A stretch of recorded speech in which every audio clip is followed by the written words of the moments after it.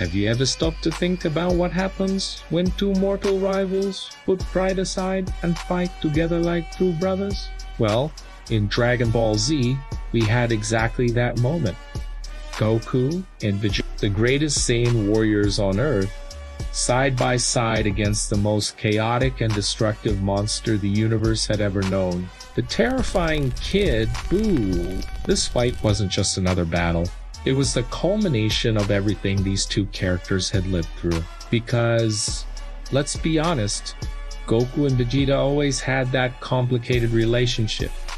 Rivalry, competition, but also respect. And when destiny put the universe on the brink of annihilation, there was only one choice left: join forces. Kid Buu wasn't just strong, he was pure unpredictability. Each blow of his was like a child playing at destroying sandcastles, except on a cosmic scale. Planets were wiped out as if they were candles, and against such a chaotic creature, not even Goku alone, not even Vegeta alone, had the slightest chance. The scene is simply electrifying.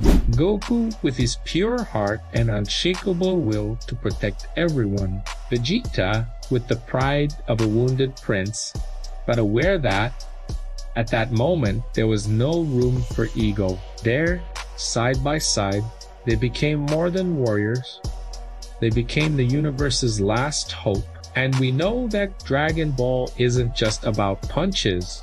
It's emotion, it's screaming, it's sweat, it's the weight of silence between each burst of energy. When Goku launches a massive spirit bomb, gathering energy from the entire Earth, from the entire universe, it's almost as if life itself were rising against chaos. But without Vegeta, none of it would have been possible.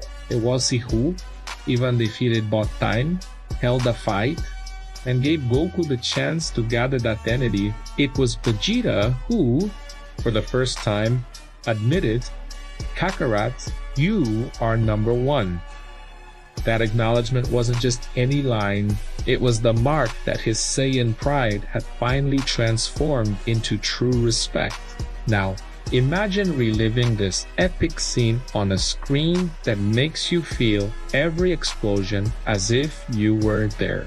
That's where the Samsung QN9OC Neo QL ED65 comes in a semi-enclosed TV with absurd quality, making every detail shine in a surreal way. Every spark of a spirit bomb, every expression of Vegeta's despair, every blow from Kid, all of it feels even more intense. It's practically Dragon Ball straight to your chest, as if the key burst right through the room. Back to the fight.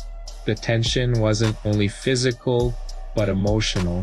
Vegeta, for the first time, showed that he understood Goku not only as a rival, but as a friend, as a battle companion. He who always carried the weight of pride, in that moment showed that he also knew how to be vulnerable. And Goku, well, he didn't want the glory. He didn't want to be called the savior. He just wanted everything to return to normal, for the universe to have peace. The contrast between them is what gives this scene its strength. A prince who learned to be humble, and a pure warrior who only wanted to protect those he loved. The final moment, when the spirit bomb is unleashed and Kid Buu is finally defeated, is like the entire universe letting out a sigh of relief. It wasn't just the end of a fight, it was the end of a cycle, the closure of a journey that began with mortal enemies and ended with allies at heart. In the end, what remains isn't only the victory, it's the message that even the greatest rivals, when they recognize their weaknesses and support each other, can achieve something they never could alone. And maybe that's why this episode still echoes in so many people's memories. But here's the question. If even Goku and Vegeta, two warriors molded by pride and by battle, were able to unite for the greater good, would we also be capable of putting aside our egos and fighting together when the universe needs it?